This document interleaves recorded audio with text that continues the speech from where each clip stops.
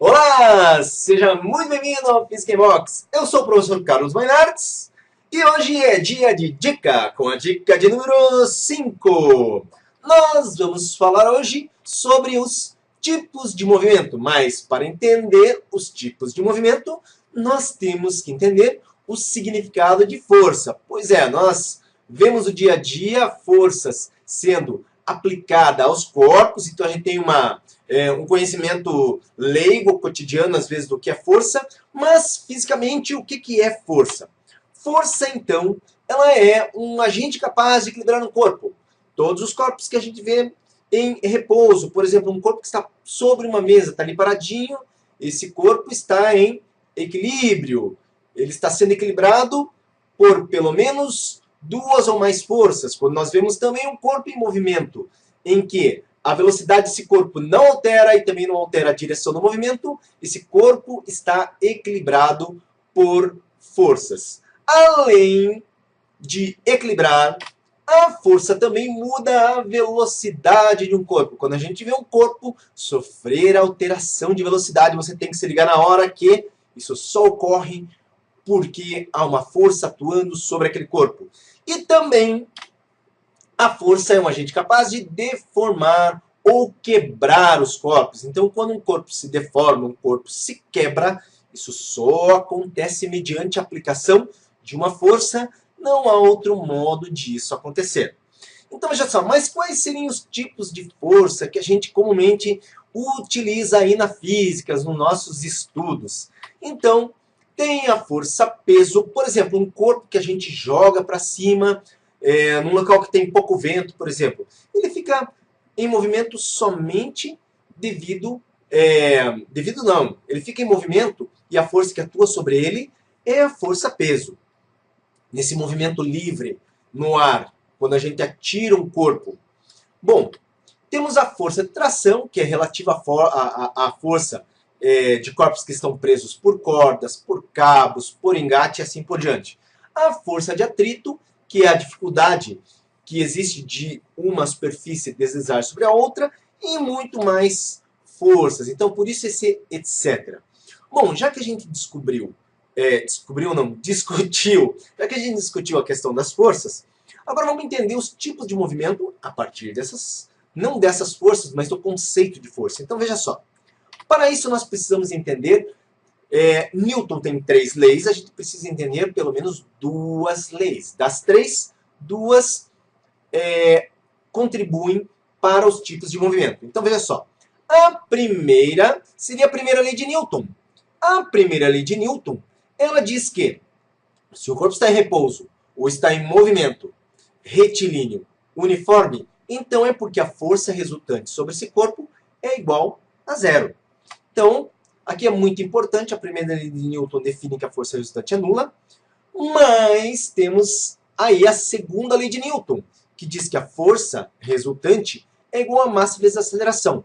E é aqui que está o X da questão. A aceleração, ela é a medida da mudança da velocidade no decorrer do tempo. Então, quer dizer, a aceleração é uma taxa de mudança de velocidade, certo? Então, olha só, é muito importante aqui compreender que nós temos, no primeiro caso, aceleração nula, ou seja, a taxa de mudança da velocidade é nula, ou muitas vezes a velocidade nem existe. Ela pode existir e não mudar, então a taxa é nula, ou a velocidade pode não existir. E nós podemos ter um movimento em que existe essa taxa, então a velocidade está necessariamente mudando. A partir disso, então, nós conhecemos os tipos de aceleração, onde nós vamos tratar da aceleração tangencial. A aceleração tangencial, ela é justamente, o próprio nome fala, tangencial à trajetória descrita pelo móvel.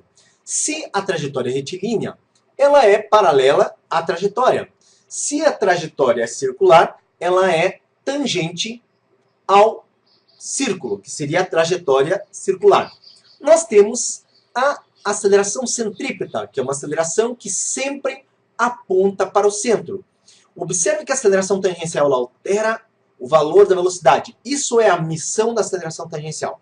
A aceleração centrípeta ela tem que mudar a direção do movimento. Então, quando a gente vê mudança de direção, é porque tem aceleração centrípeta.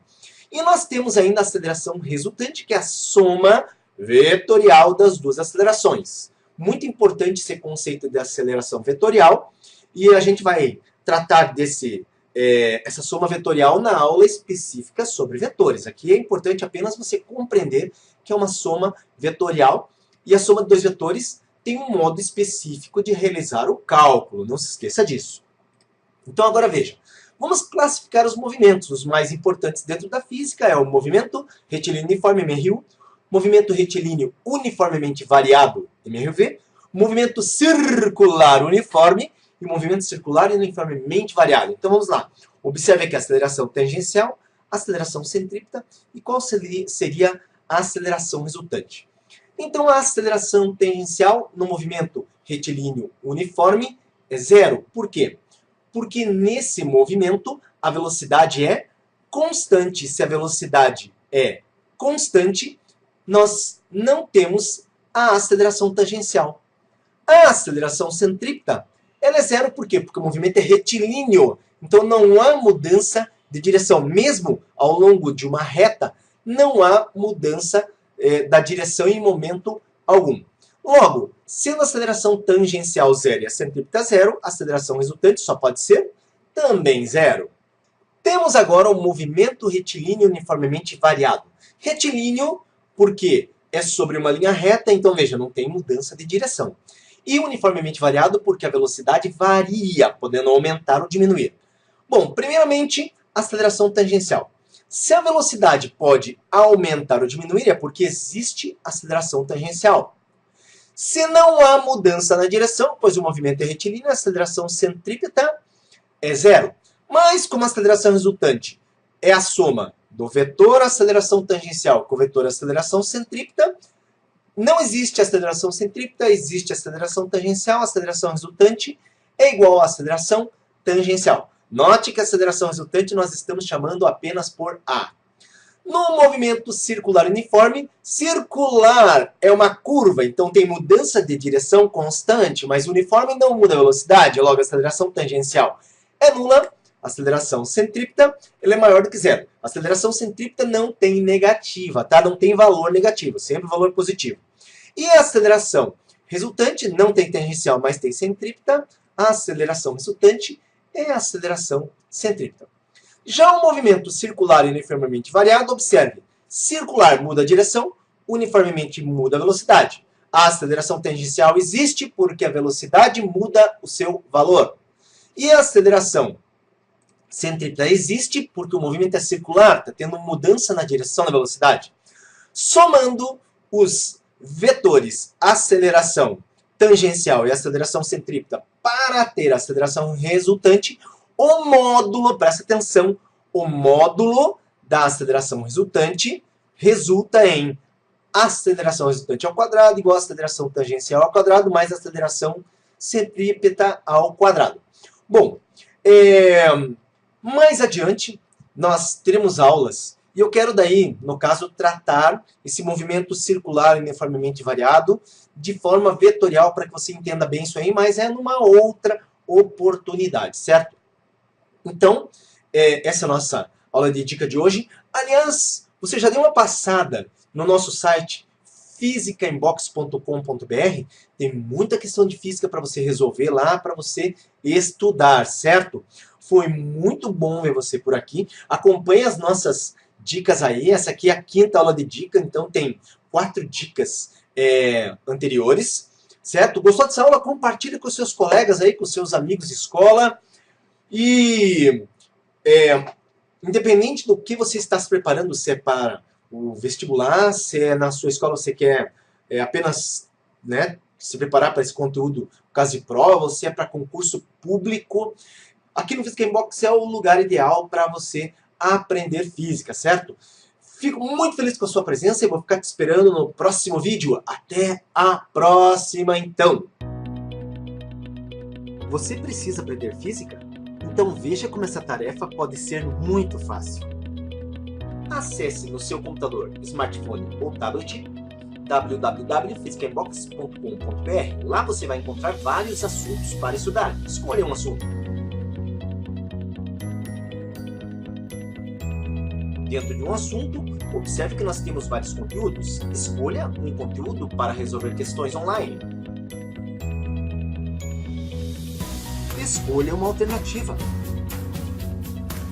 Verifique a resposta. Legal! Essa questão você acertou. Vamos para a próxima? Escolha novamente uma alternativa.